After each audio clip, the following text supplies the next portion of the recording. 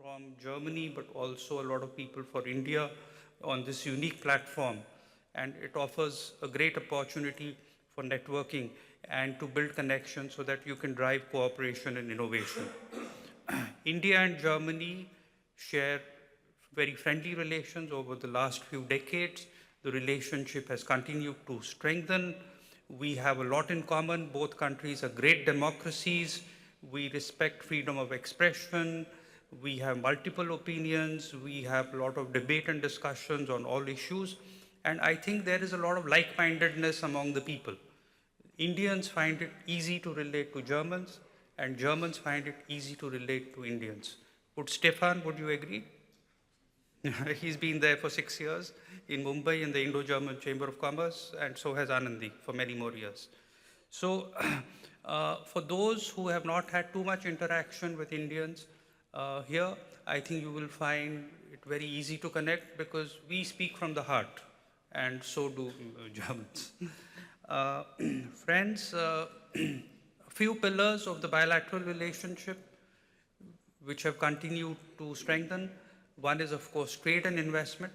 India and Germany had a bilateral trade last year which reached a record high of $50.3 billion.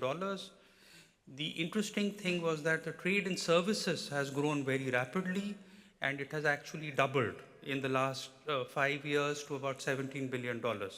And I mentioned this deliberately because it is easier today to connect companies in the IT sector, financial sector, digital sector, etc.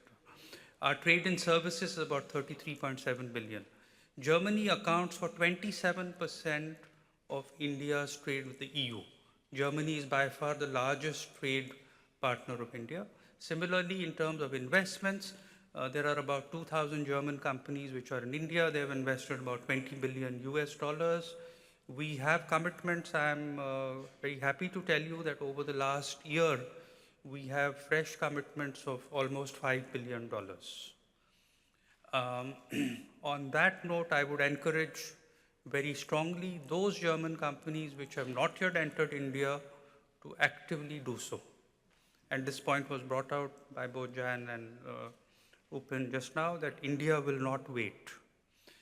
The surveys carried out by the Indo-German Chamber of Commerce just a few months ago showed that about 80% of German companies expect to increase their human resources in India in the next few years, and about 90% expect to make additional investments. So my message to German companies is, if you're not yet in India, please get there in a hurry, because otherwise you might get left behind. So the first pillar is trade and investment.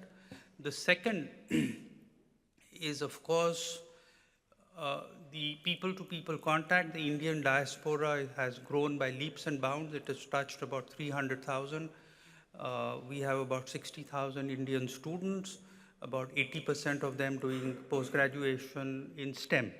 Indians, when they go overseas, quite frankly, they're more interested in doing aeronautical engineering, chemical engineering, electrical engineering. They're not so interested in studying photography or into serious topics. But that will, I think, contribute to the German economy, because Germany does face a skills shortage. And many of the Indians are looking at least at gaining a few years of work experience. So it can be a very good asset. We, of course, have a lot in common. I actually find, because I'm back in Germany after a gap of 10 years, that Indian cuisine has become extremely popular across Germany. Any of you not been to an Indian restaurant? Please raise your hand. If you've never been to an Indian restaurant, I don't see any hands. But what is interesting is that a lot of fusion and high quality Indian restaurants are coming up, and one just next door is the India Club. There is, of course, great interest in yoga. I was in Hanover a few months ago for the yoga day, and we had more than 1,200 people.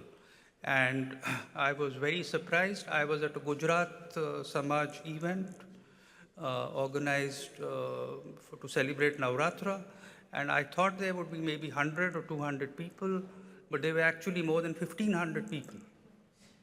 And I told them that, look, I thought I had come to Baroda or Bharuch or Ahmedabad or Gandhinagar. I didn't realize that I have come to Berlin. So there is a lot in common in terms of culture. The third pillar really is, and what is becoming more and more strong, is the defense and security cooperation. Germany and Europe has realized that developments in the Indo-Pacific cannot be allowed to go ignored. In the last few years, there has been a shift.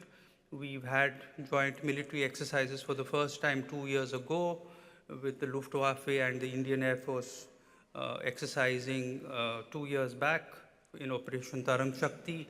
The German Navy also had joint exercises.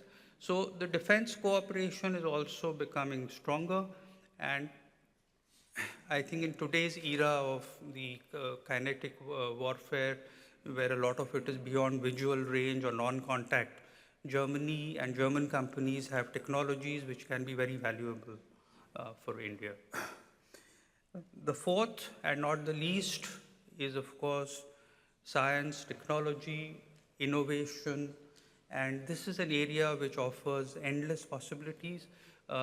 This year we are celebrating 50 years of collaboration. All the S&T institutions in Germany are in close contact with India. The numbers are too much. There are thousands of research articles, thousands of Indians who have come on collaboration and research projects to India, to Germany. Organizations like the Fraunhofer, the Helmholtz Association have very good cooperation with our S&T institutions, whether it is DST, CSIR, etc. We are trying to give some more momentum to the space cooperation. There is some revival of interest. But when it comes to innovation, I would like to share a few ideas. And what I have found in the time that I have been here is that Indian companies which are doing work for German companies are no longer doing basic IT work. They are helping to design the most advanced engineering products for German companies. In the semiconductor space, Indian companies are designing the latest semiconductor chips for German companies. When the German foreign minister was in Bangalore recently, and I was with him, we visited the Mercedes-Benz Research Center, which has about 9,000 Indian software experts and professionals. And they said that there is no Mercedes-Benz S-Class in the world which does not have software which has been developed in Bangalore. So there are endless opportunities.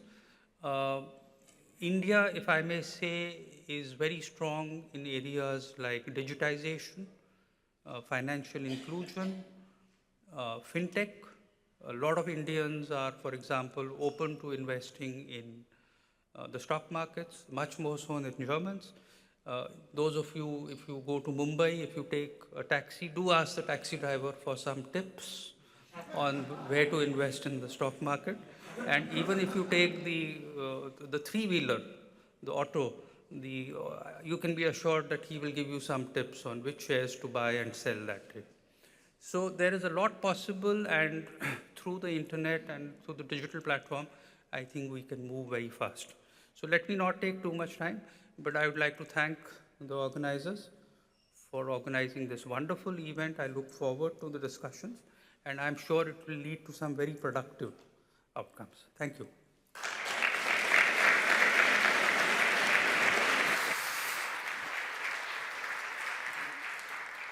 Thank you, Ambassador, for being here and for your remarks. Of course, interesting to see and hear your observation as someone who had been to Germany previously and now is coming back in the role of ambassador to see the stark changes that do exist in Indian-German relations. And that's, of course, a foundation we all want to build here upon. this is the moment where I would have very much liked to call upon the former chairman states. And the countdown to News9 Summit has begun. It is all set to take place in Germany on the 9th and 10th of October. For now, Berlin hosts the curtain raiser to what promises to be a defining platform for dialogue and partnership. The summit comes at a special moment marking 25 years of Indo-German partnership.